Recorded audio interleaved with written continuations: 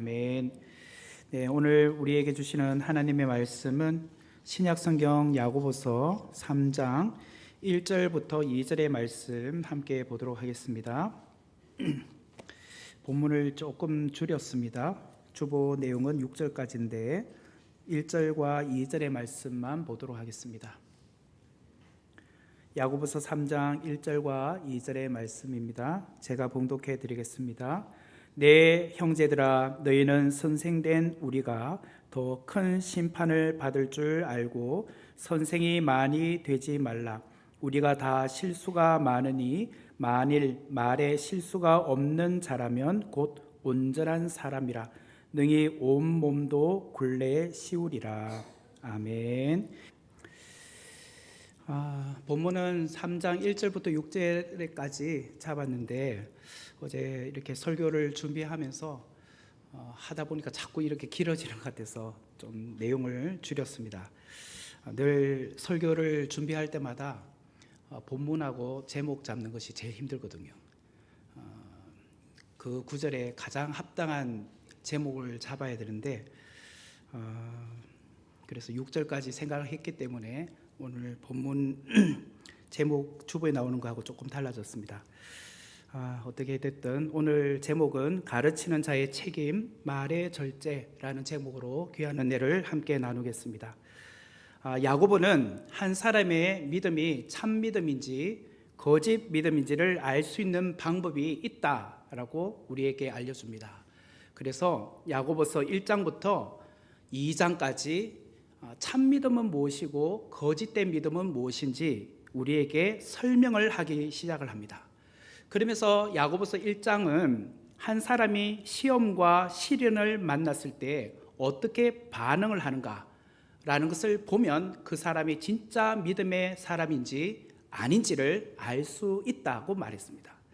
시험과 시련이 왔을 때 보여지는 반응, 어떻게 그 시험과 시련을 받아들이는가, 그것을 보면 이 사람이 진짜 믿음이냐 가짜 믿음이냐라는 것을 알 수 있다는 거예요. 그리고 2장에 와서 전반부에 보면 한 사람이 다른 사람을 어떻게 대하느냐라는 것을 보면 이 사람이 진짜 믿음이다 혹은 가짜 믿음이다라는 것을 알 수 있다는 거예요.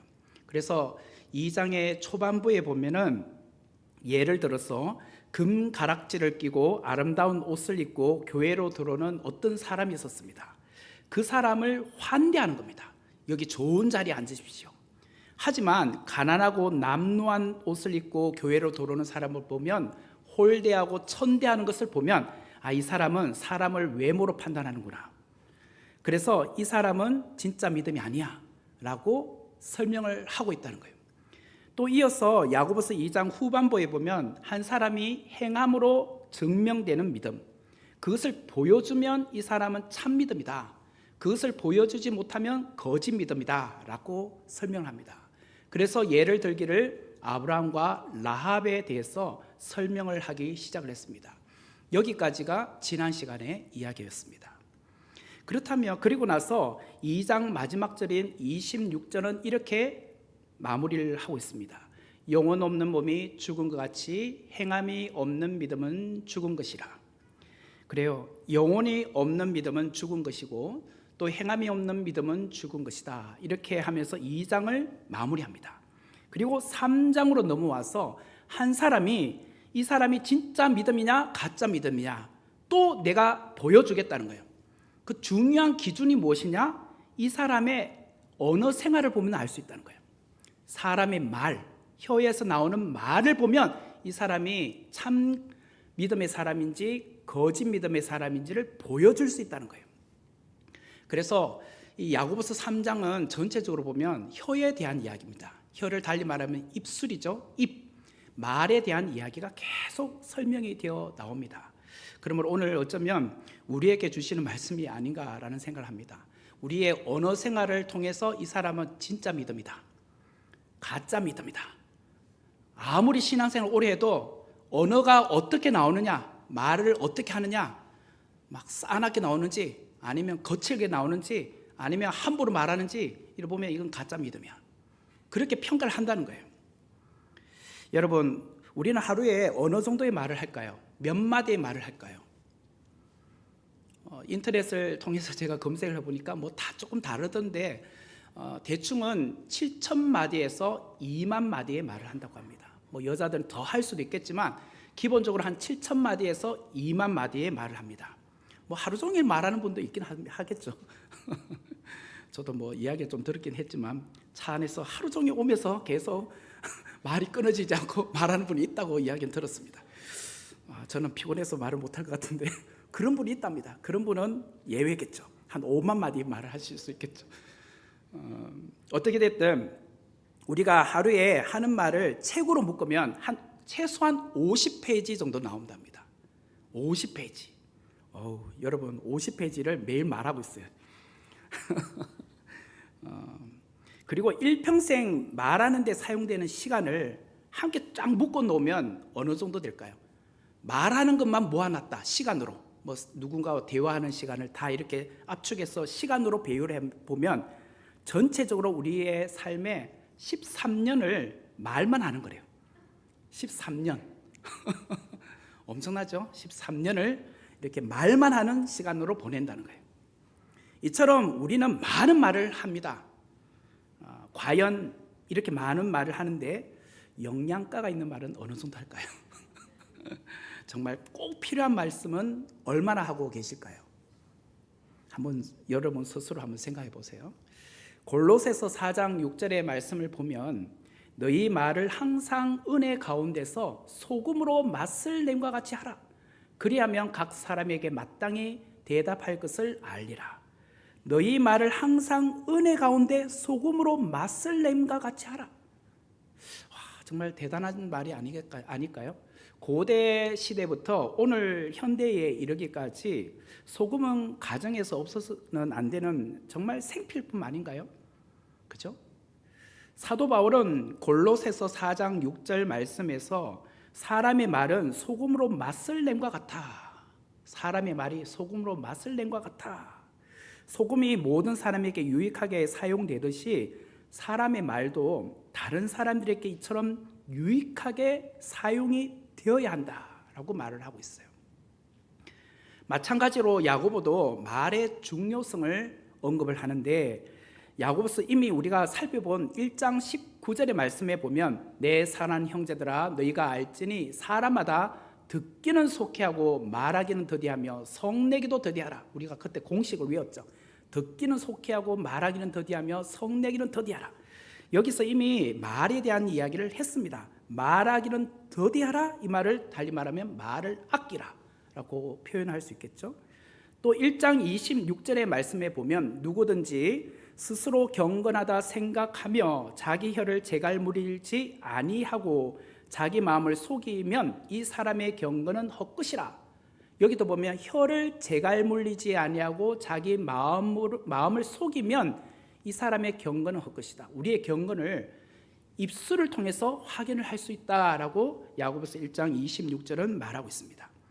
이처럼 야고보는 이미 야고보서 1장에서 두 번에 걸쳐서 말의 중요성을 언급을 했습니다. 그리고 드디어 3장에 와서는 본격적으로 구체적으로 말이 얼마나 중요한지 아니? 라고 하면서 우리에게 계속 설명을 해가기 시작합니다. 다음 시간에는 이제 그 구체적인 예화들이 나와요. 그 부분은 이제 다음 시간에 제가 설명드리고 오늘은 1절과 2절의 말씀을 다시 한번 읽어드리겠습니다. 내 형제들아 너희는 선생된 우리가 더 큰 심판을 받을 줄 알고 선생이 많이 되지 말라. 우리가 다 실수가 많으니 만일 말에 실수가 없는 자라면 곧 온전한 사람이라. 능히 온몸도 굴레 씌우리라. 야고보는 말의 중요성을 다루면서 가장 먼저 선생에게 이 말을 한다라고 말해요. 선생. 이 선생이란 것은 뭐 우리 하미연 집사님은 학교 선생님이긴 합니다. 그러니까 교회 밖에 있는 어떤 선생을 두고 하는 말이 아니라 교회 안에 있는 오늘 주일학교 교사 선생님들, 교회학교 선생님들 두고 하는 말입니다. 왜냐하면 1절 초두에 보면 내 형제들아 라고 말하죠. 우리가 이미 야고보서 2장 1절과 5절과 14절에도 내 형제들아 라고 언급을 했습니다. 여기서 말하는 형제들은 교회 안에 있는 성도들을 형제 자매님이라고 부를 때 하는 호칭이라고 말씀드렸죠. 그것처럼 오늘 1절 말씀에 보면은 형제들아 라고 했기 때문에 여기서 나오는 선생은 누구이냐? 교회 안에서 가르치는 분들, 교회 안에서 가르치는 분, 그러면 누가 있을까요?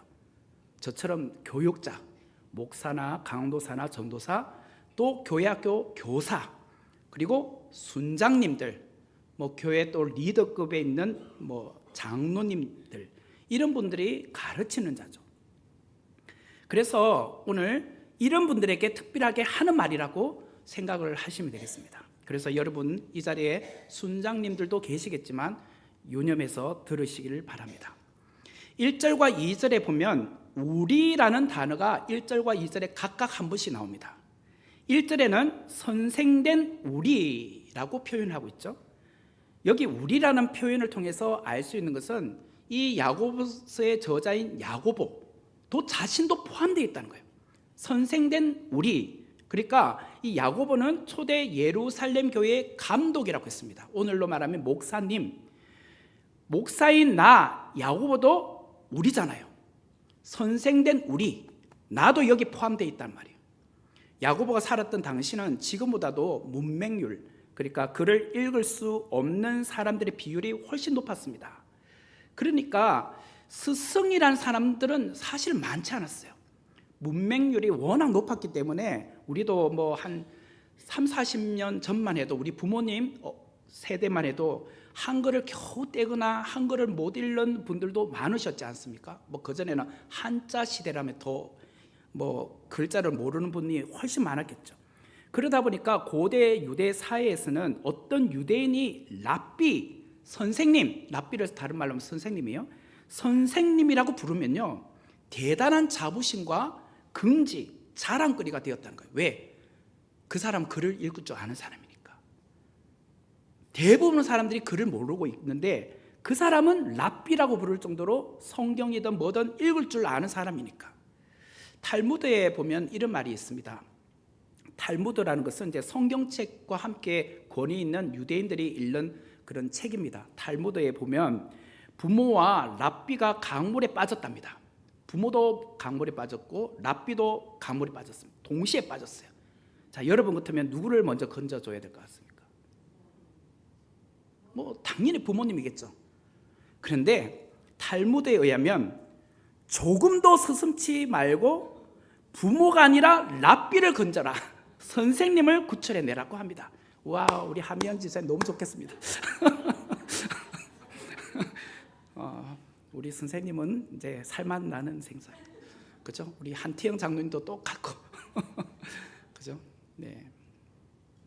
그 정도로 선생의 위치와 자리는 유대 사회에서는 정말 특별한 존재였다는 거예요.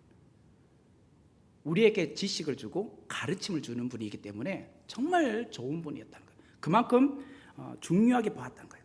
그런데 야고보는 직설적으로 말합니다. 1절의 말씀을 다시 보면 내 형제들아, 너희는 선생된 우리가 더 큰 심판을 받을 줄 알고 선생이 많이 되지 말라. 양지희 집 권사님 안 오셨나요? 내가 이름 빠뜨렸는데 양지희 권사님도 포함. 1절의 말씀을 다시 보면 내 형제들아, 너희는 선생된 우리가 더 큰 심판을 받을 줄 알고 선생이 많이 되지 말라. 무엇 때문에 선생이 많이 되지 말라고 했을까요? 그는 2절의 말씀에 그 이유가 나오는데, 2절의 말씀을 보면 우리가 다 실수가 많으니 만일 말에 실수가 없는 자라면 곧 온전한 사람이라 능히 온몸도 굴레 씌우리라. 왜 선생이 많이 되지 말라고 했느냐면, 선생은 누구보다도 말을 많이 하는 사람들이잖아요. 가르쳐야 되니까. 말을 많이 하다 보면 실수하는 말도 나온다는 거예요.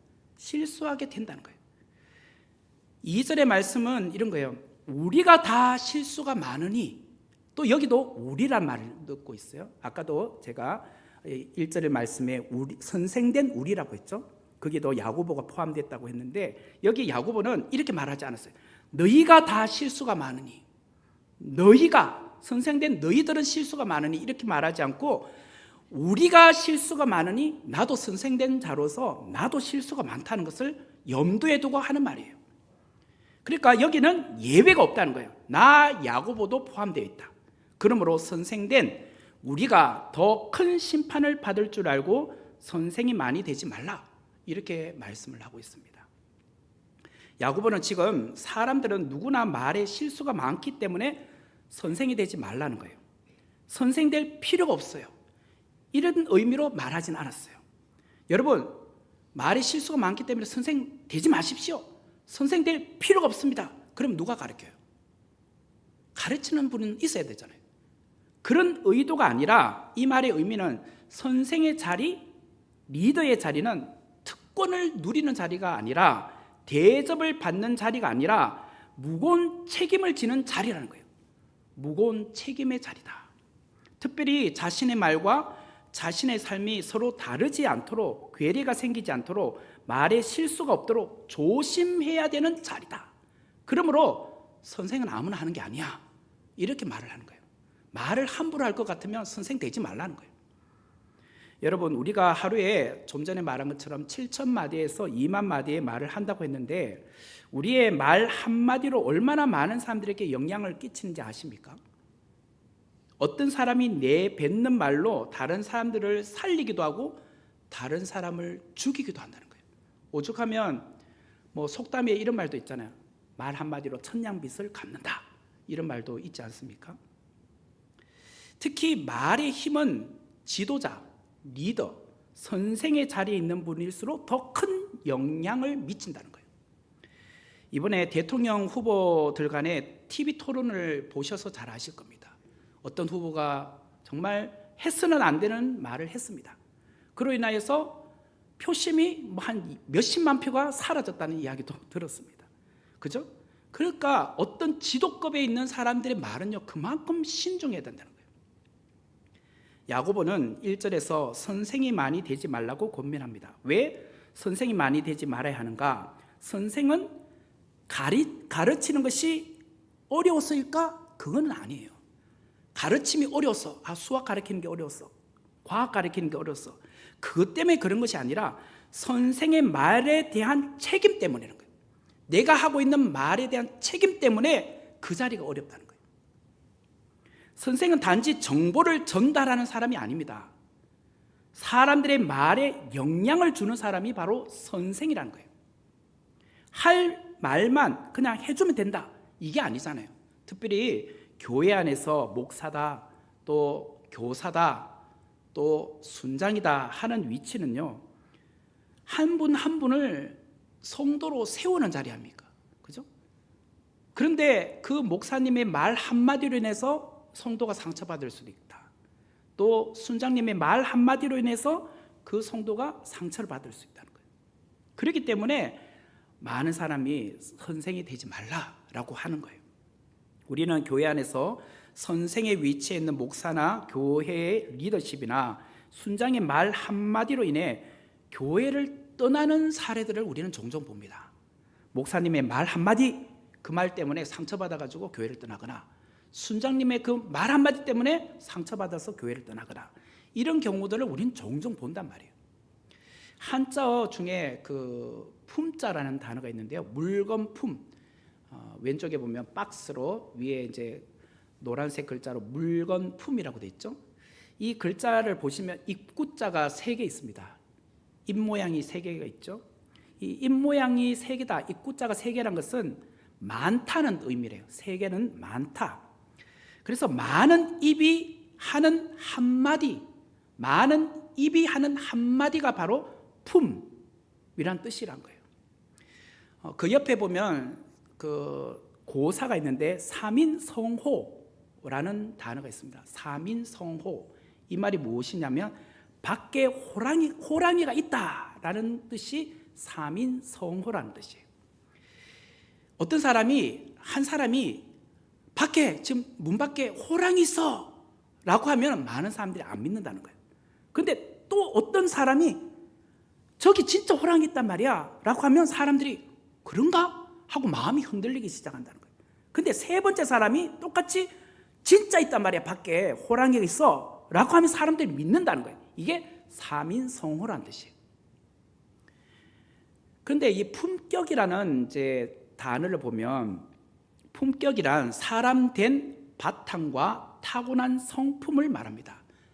사람 된 바탕과 타고난 성품을 품격이라는 이제 단어인데, 사람을 겉으로 겉으로 보는 것과 또 눈으로 보는 것과 다르잖아요. 그 겉으로 보는 것과 인품이 다를 수 있잖아요.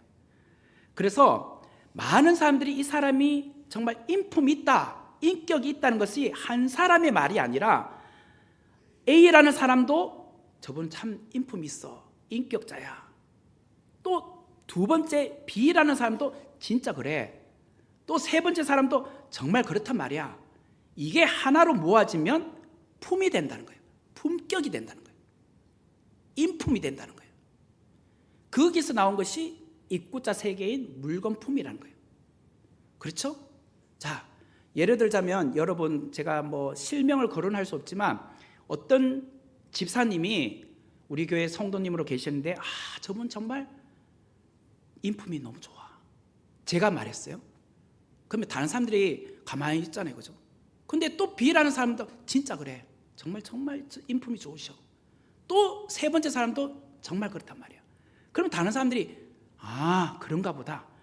그래서 결국은 최소한 세 사람이 동일한 말을 하게 되면 보정수표가 된단 말이에요. 이게 품자라는 거예요. 품. 이처럼 사람의 품격이나 품위, 품성은 다 말에서 나온다는 거예요. 말, 언어에서 나온다는 거예요. 그런데 말의 품격에 있어서 중요한 자리에 있는 사람이 누구냐? 선생이란 거예요. 선생은 주로 말로 가르치는 경우가 많죠. 뭐 손으로 이렇게 따닥따닥 뭐 만들어서 가르치는 경우도 있지만, 대부분 말을 통해서 설명을 하고 그것을 또 실습으로 보여주는 경우가 있기 때문에 대부분은 말을 통해서 가르칩니다. 특별히 교회에서 목사는 매주일 강단에서 성도들에게 하나님의 말씀을 선포하는 자리이죠. 이때 목사는 제가 여러분들에게 수화를 통해서 하지 않잖아요. 입술을 통해서, 말을 통해서 여러분들에게 말씀을 전하고 있습니다. 목사는 설교할 때마다 조심해야 될 것이 있죠. 그게 무엇이냐? 나의 유창한 말로 설교하고 있다, 그렇게 생각하면 안 되는 거예요. 나의 유창한 말, 나의 유창한 언변, 유머 감각이 있어서 정말 성도들에게 잘 이렇게 말씀이 전달되고 있는 거야. 절대로 그런 생각하면 안 된다는 거예요. 설교나 강의를 쉽게 잘 전달하는 분들은 있습니다. 정말 그게 은사가 있는 목사님들도 많아요. 참 저분 보면 말을 정말 유창하게 잘하는 목사님들이 있어요. 뭐 대표적으로 장경도 목사님이라 할까 모르겠어요. 어떤 분은 그렇게 말하더라고요. 정말 원고 없이 막 줄줄줄줄 그냥 농담도 섞어가면서 너무 말을 잘하는 목사님들도 있죠. 그런데 말씀을 잘 전하는 것도 중요하지만 목사 자신이 그 말씀대로 사는 것이 더 중요하다는 거예요. 이게 더 중요한 거예요.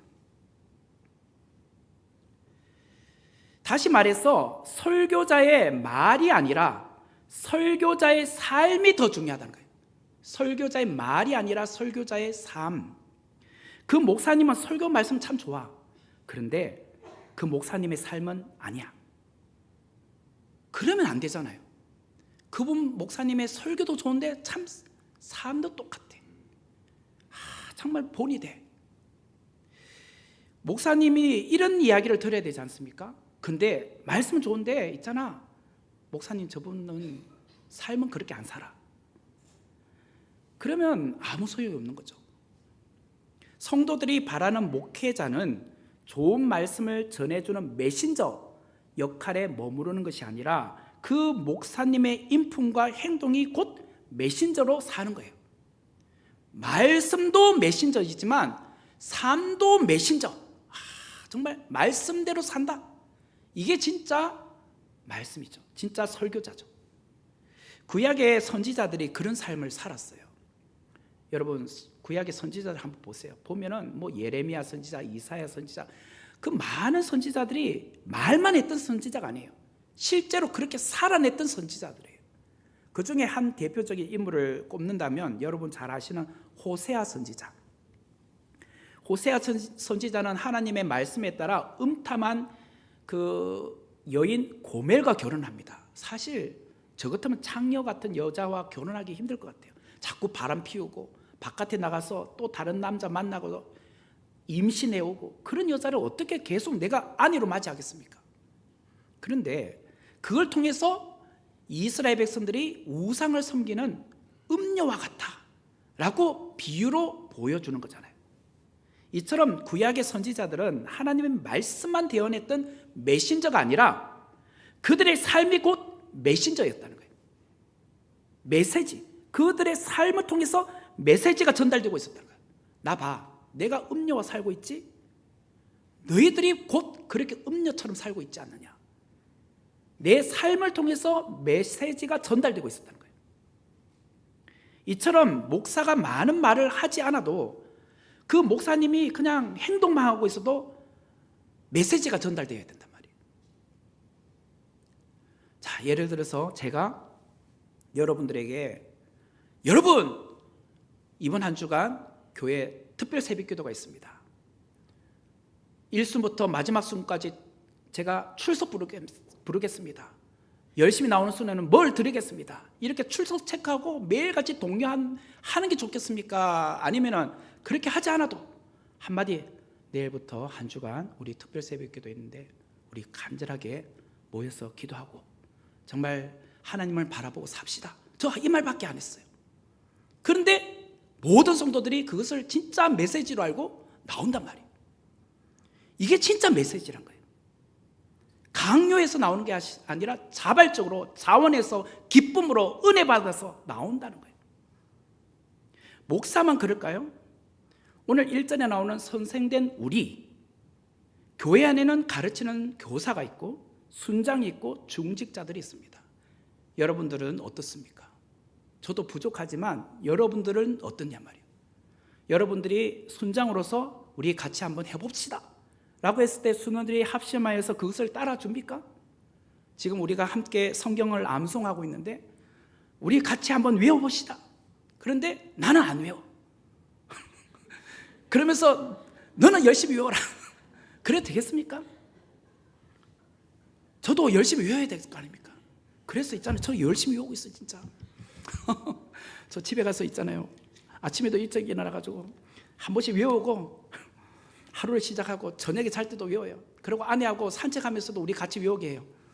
같이 이렇게 우리 그 한 번씩 산책 돌면서도 같이 우리 시편, 우리 100편, 온 땅의 여호와께 기쁨으로 즐거운 노래를 부를지어다. 기쁨으로 여호와를 섬기며 그 앞에 뭐 쪽이 나오죠. 헷갈리네 갑자기 하니까. 네, 갑자기 하려면 그래요. 그래도 잘합니다 저. 천천히 해볼까요? 그러면 온 땅의 여호와께 즐거운 찬송을 부를지어다. 기쁨으로 여호와를 섬기며 노래하면서 그 앞에 나아갈지어다. 그죠? 여호와가 뭐지? 진짜 갑자기 하려니까 헷갈리네. 아버지 주여 용서하여 주옵소서. 이제 저도 머리가 다 됐나 봐요. 네, 하여튼 그렇게 외우고 있어요. 그런데 하여튼 저도 그날 선보일 겁니다. 네, 그 대신 저는 상 받는 사람이 아니고 저는 그냥 시범하는 걸로 할게요. 그래서 진짜 우리가 본이 된단 말이에요. 본이 되어야 된다. 마태복음 23장 2절에서 8절의 말씀을 보면 서기관들과 바리새인들이 모세의 자리에 앉았으니 그러므로 무엇이든지 그들이 말하는 바는 행하고 지키되 그들이 하는 행위는 본받지 말라. 이 말이 됩니까? 그들이 말하는 바는 행하고 지키되 그들이 하는 행위는 본받지 말라는 거예요. 야, 네 목사님 행위는 본받지 마. 이 말하고 똑같잖아요. 그들은 말만 하고 행하지 아니하며 4절 또 무거운 짐을 묶어 사람의 어깨에 지우되 자기는 이것을 한 손가락으로도 움직이려 하지 아니하며 그들이 모든 행위를 사람에게 보이고자 하나니 곧 그 경문 띠를 넓게 하며 옷수를 길게 하고 잔치의 웃자리와 회당의 높은 자리와 시장에서 문안 받는 것과 사람에게 랍비라 칭함을 받는 것을 좋아하느니라. 8절에 보면 그러나 너희는 랍비라 칭함을 받지 말라. 여기서 랍비는 선생님이잖아요. 예수님은 이 랍비라 칭함을 받는 서기관하고 바리새인들의 잘못된 모습, 행함이 없는 모습에 대해서 지적을 하고 있어요. 너희는 랍비라 칭함을 받지 말라라고 말하고 있어요. 우리는 선생이 되고 싶어 하지 않습니까? 높은 자리에 앉고 싶고 또 좋은 자리 앉고 싶고 또 대접받고 싶지 않습니까? 그런데 그 자리에서 정말 보여줘야 될 삶의 본, 행함의 믿음이 없다면 차라리 선생이 안 되는 게 낫다는 거예요. 선생이 됨으로써 많은 사람들의 마음에 상처를 주지 말아야 된다는 거예요. 1절의 말씀을 다시 보면 내 형제들아 너희는 선생된 우리가 더 큰 심판을 받을 줄 알고 선생이 많이 되지 말라. 다른 사람들에게 본이 되지 못하는 선생은 더 큰 심판을 받게 된다. 본이 안 되면 더 큰 심판을 받게 된다. 저는 이 본문으로 설교 준비하면서 너무나도 두렵고 떨리는 심정입니다. 오늘 말씀은 제가 목사로서 평생 붙들고 가야 될 말씀, 평생 명심해야 될 말씀이라 저는 믿습니다. 어제 설교 준비하면서 이런 기도를 했습니다. 목사로서 말쟁이가 되지 말자. 유창하게 말 잘하는 목사가 아니라 설교한 대로 사는 목사가 되게 해주십시오. 저부터 말씀에 은혜 받고 저부터 이 말씀이 능력의 말씀임을 믿고 저부터 제 삶에 먼저 이 말씀을 적용하는 목사가 되게 해주십시오. 내가 먼저 말씀으로 변화되고 내가 먼저 행하고 내가 먼저 말씀대로 사는 자가 되게 해주십시오. 저는 어제 이런 기도를 했습니다. 여러분들도 똑같이 하셔야 돼요. 순장들 또 교사들은 그렇습니다. 여러분들도 동일하게 하나님의 말씀을 삶 속에서 적용하며 행함의 믿음을 보여주어야 되는 자들이잖아요. 자, 그러면 순장하고 교사가 아닌 분들은 난 오늘 내게는 적용할 것이 없네? 아닙니다. 여러분 가정에서 부모잖아요. 부모도 선생입니다. 자녀들에게는 스승과 같고 선생님과 같잖아요.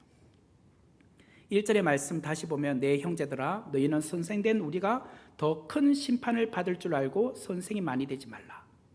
선생된 자가 명심해야 될 것은 심판을 인식하고 말하는 거예요. 심판을 염두에 두고 말해야 된다. 본인은 강단에서 설교를 요청하게 하고 성경 공부를 잘 가르치고 있는지 모르겠지만 말씀대로 본인이 살지 않는다면 심판은 그 사람이 가장 먼저 받는다는 거예요.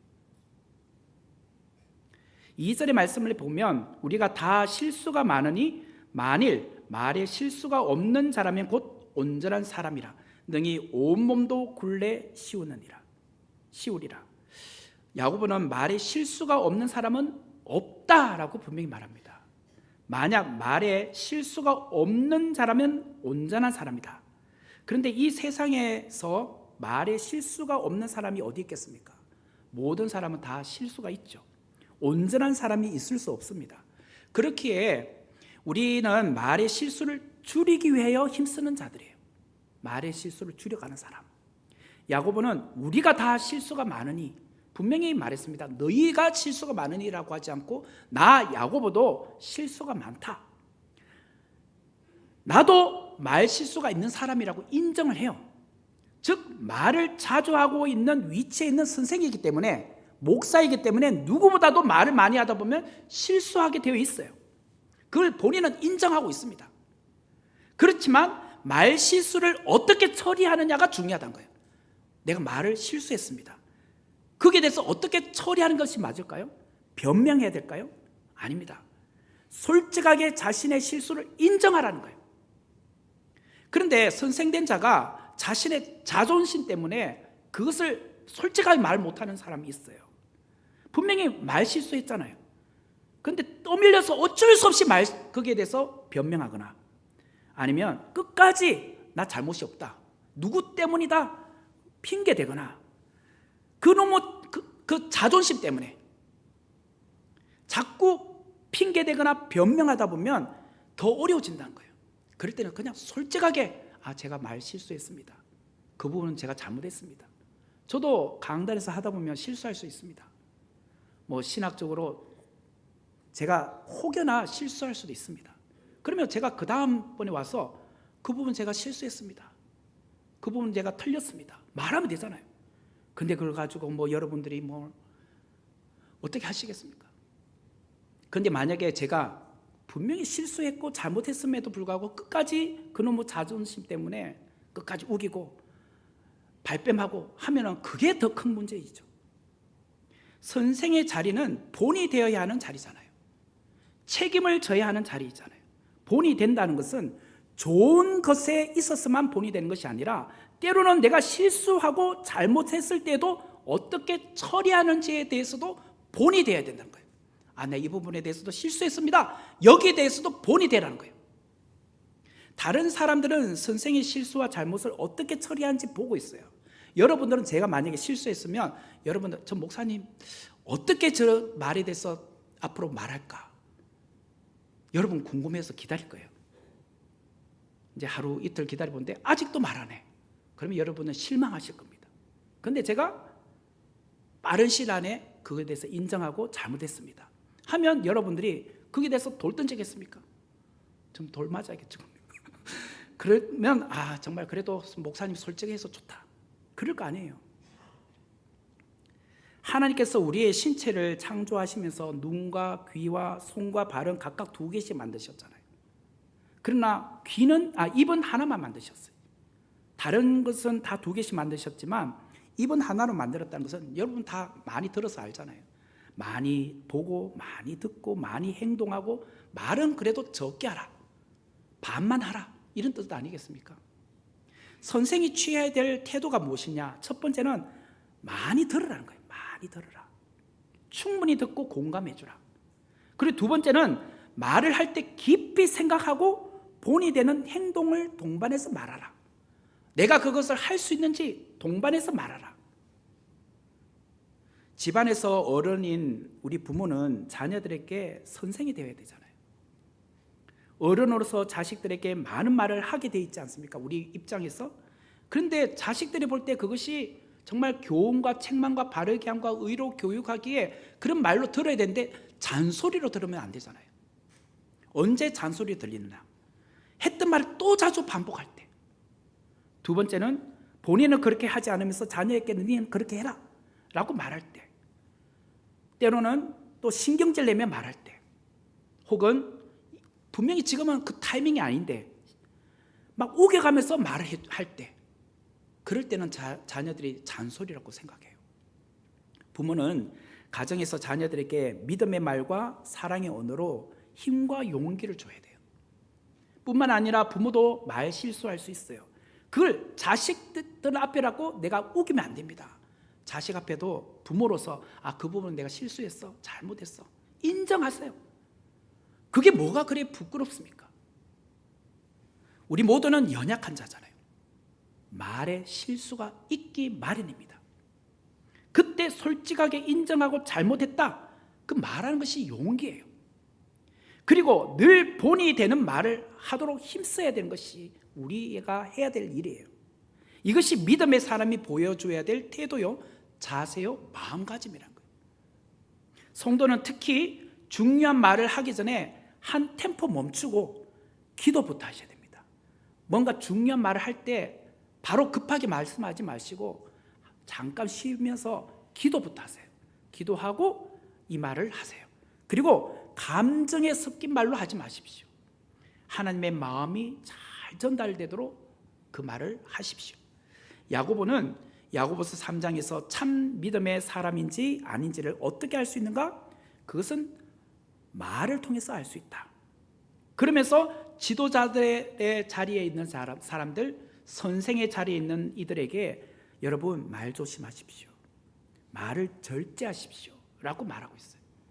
다음 시간에 저는 이제 그 말에 대한 구체적인 신뢰를 들 겁니다. 우리는 교회 성도들과 대화하는 시간이 많아요. 순회서든 또 개인적으로든. 그때마다 늘 신중하게 말씀하셔야 됩니다.